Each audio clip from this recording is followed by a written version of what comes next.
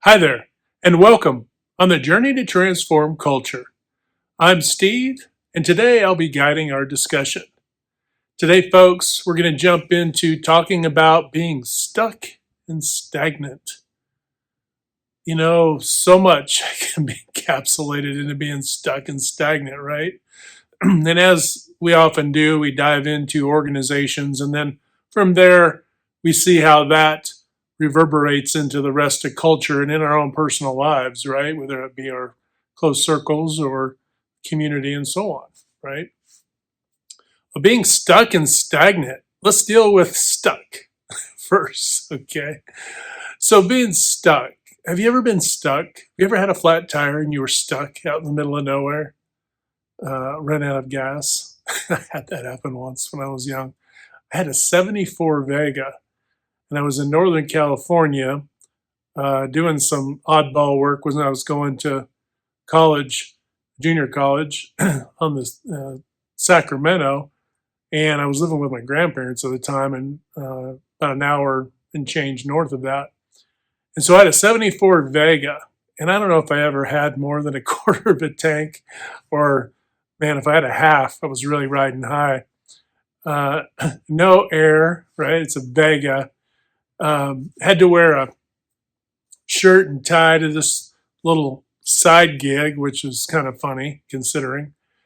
And anyway, so I go down to the job site, and it was a part-time gig, so I only did it like 3 days a week for 4 hours later in the afternoon. But at the end of the afternoon was rush hour coming back through. Well, if you've ever been through there on I-80 ish, uh, uh, what happens is it's basically 5 lanes of traffic.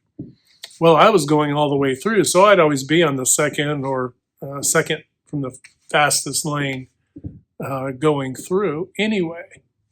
And I was, and, and wouldn't you know it, my engine started sputtering and puttering. And next thing you know, oh my gosh, I'm losing power.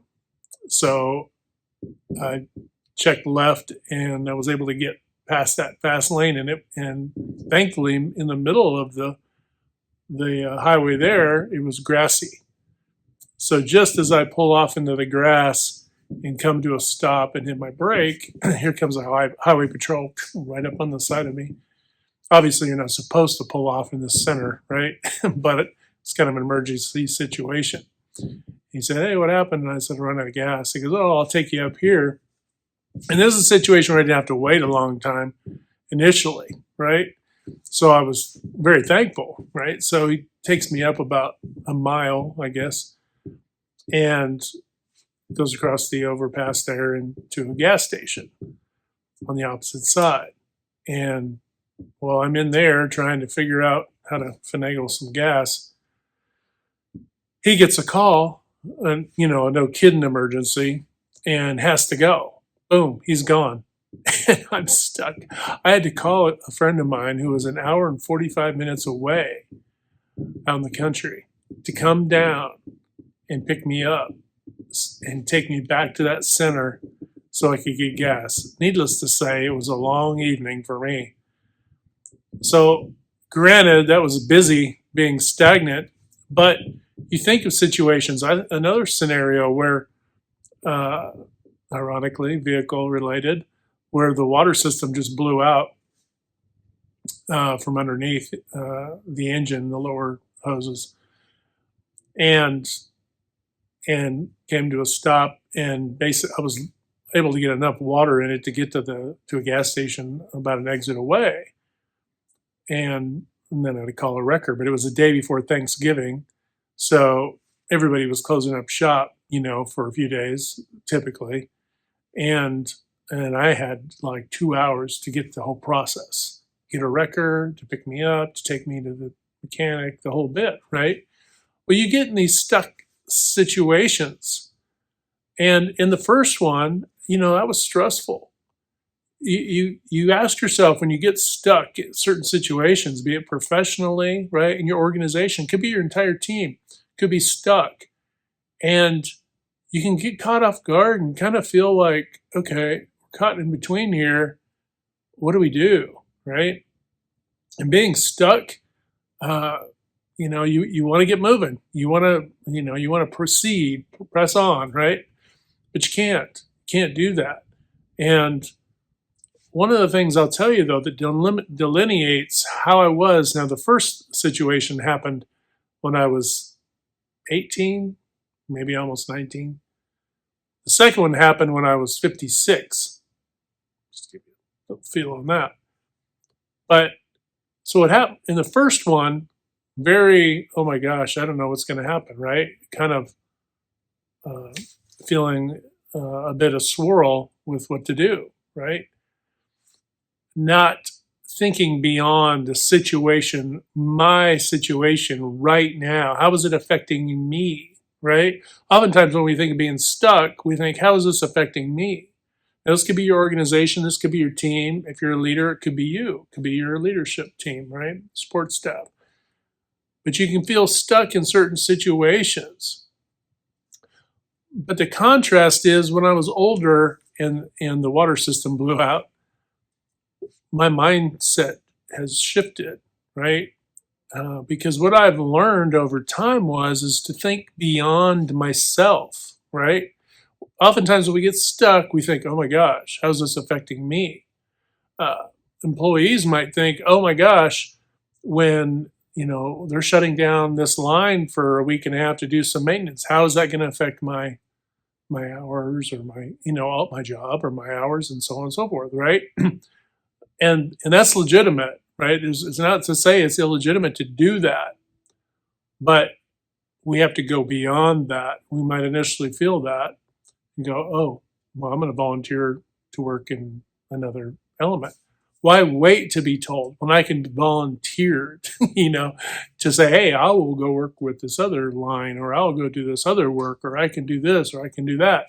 Make yourself of service, right?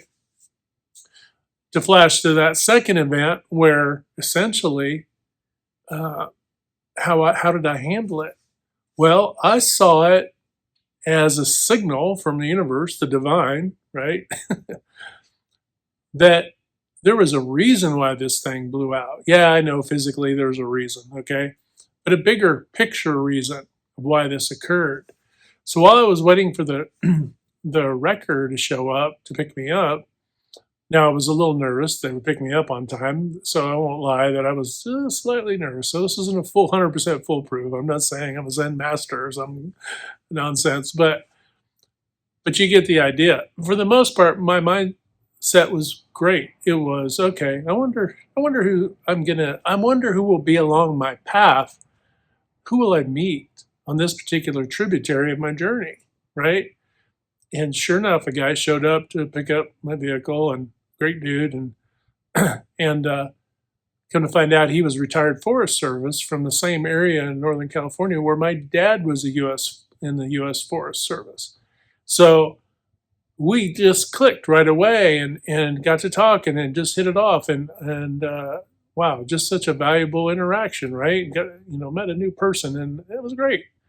It was super cool and very helpful, and gave me little insights about where I was at and stuff. And then, of course, when I got dropped off to have the vehicle maintenance done, met some more people along that path, right? And that was kind of fun and comical in its own right. So you have to see beyond the immediacy of being stuck. Oftentimes, when you get stuck in a situation, it really is. Hey, folks, it is what it is. The divine is slowing you down so that you what? Don't miss the forest for all the trees, I guess. When you're driving down the road and you're going through wooded areas, you're looking forward, as you should, right? But you ever been a passenger? You're looking off into the woods and you're seeing deer, and this and that, and, maybe a Bigfoot or two, whatever, right? But you're seeing things that you wouldn't normally see because you're fixated on the path ahead. And that's great.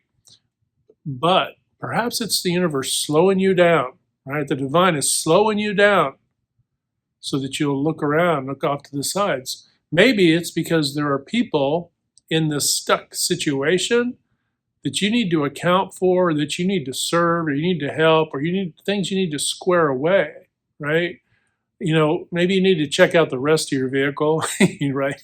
Check your brakes, check your this, check your that, right? See the one thing as a lead into the many things and see where this might be. This is happening for a reason, folks.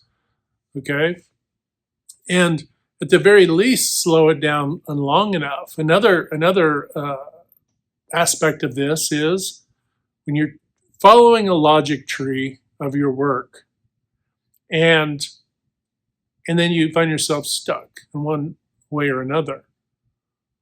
It is a bit of it's kind of like music. It's a hearken to tap into your creative side, creative problem solving, creative artistry if you're an artist, right? Creative writing if you're a writer and you're doing content and that sort of thing. Tap into your creativity across all facets of the creative world, right? Because another thing, slow you down. And the slowdown, it's like if you've ever gone to a beach anywhere and you're sitting there reading a book or whatever, okay, great, you're reading some pages, and that lasts for a little while. But then you see people building a sandcastle, and you're like, hey, that'd be kind of fun. I'm going to go build a sandcastle. And your creative side, your playful side, right? There is a certain playfulness to our creativity. And sometimes, I'm not saying every time this is the case, that being stuck is to slow us down so we can appreciate, be playful, and allow that creativity, right, to capture us a little bit so we can walk away from the trouble at hand and come up with creative solutions or creatively innovate and collaborate with one another. So that's a little bit on being stuck, right? Being stuck. Look, folks, there's nothing fun about being stuck. I don't care how kind of which way you're stuck. Okay. I'll tell you another quick little one. I went rock climbing one time in South Lake Tahoe. I was 18, working an outdoor outfitter before I started going to school, to junior college, and and this guy who was studying being a nurse or whatever, he was like in his 31, 32, which to me back then was like, oh, old guy, you know, how times change. But he's like, hey, you want to go rock climbing? I'm just like up for anything, sure. and my mom was a few states away, living where I was at, but the day we were going to do that was on a Sunday. It happened to be that it was going to be Mother's Day. And so we find this rock, and and we go, of course, there's the rope and the whole thing going up, and I get my foot stuck in this crack and I can't get it out. And he's already gone up ahead of me. And I'm just like sweating bullets because I'm on the side of this rock face way up in the air, sweating bullets. And I'm just thinking, oh my gosh.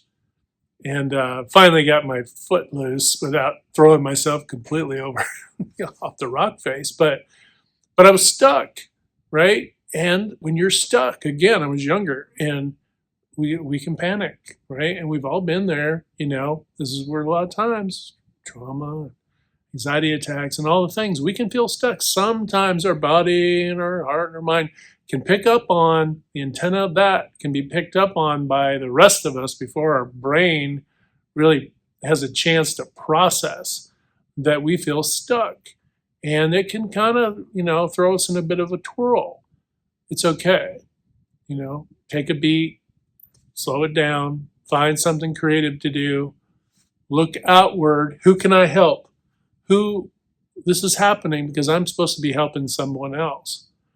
My dad had suffered from cancer, my mom from MS, so different aspects of my own life. I was able to take time away to take care of them in their own particular ways. But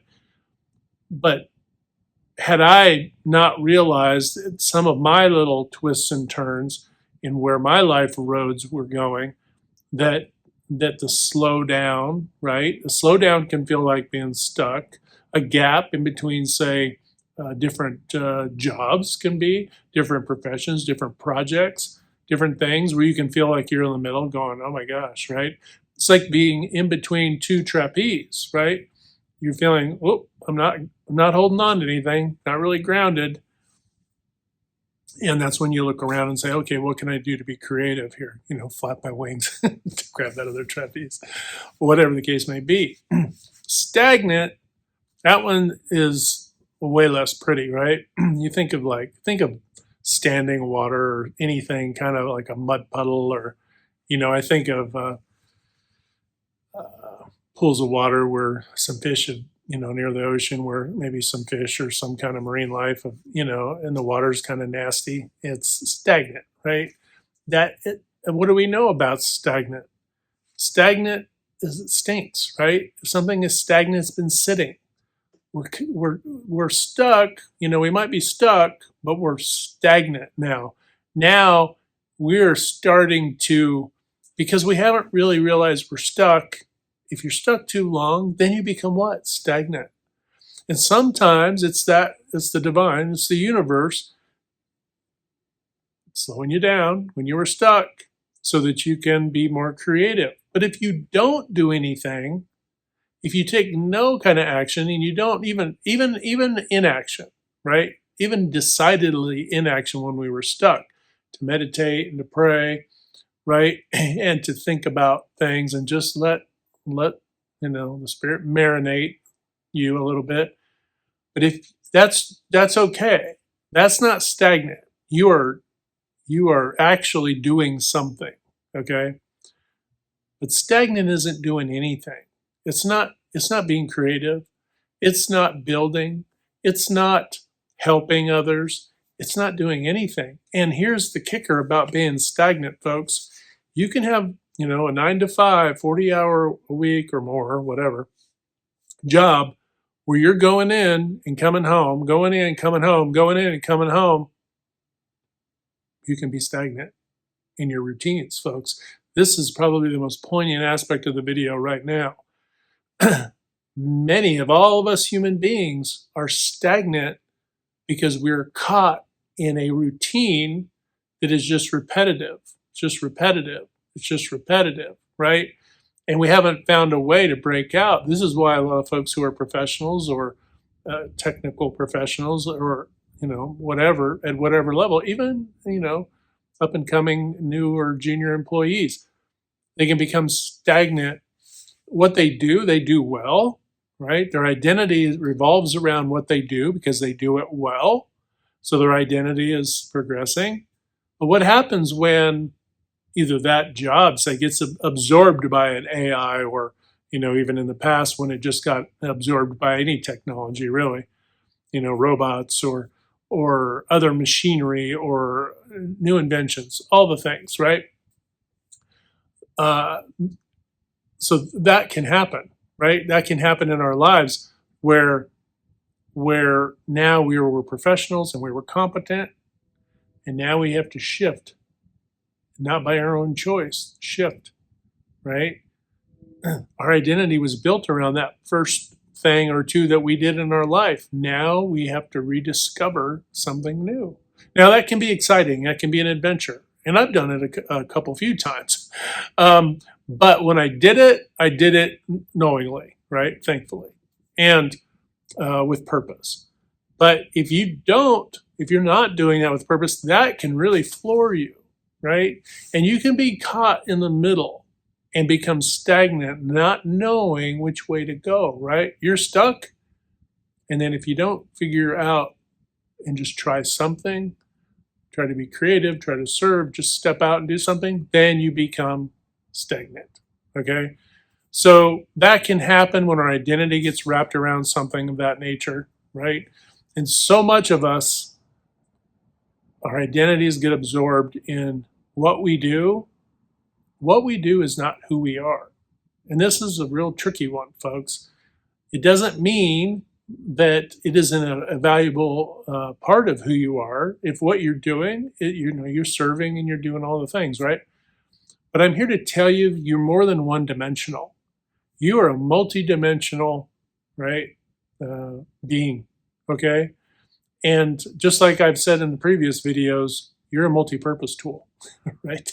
So you have many facets to you, like a diamond, many cuts, right?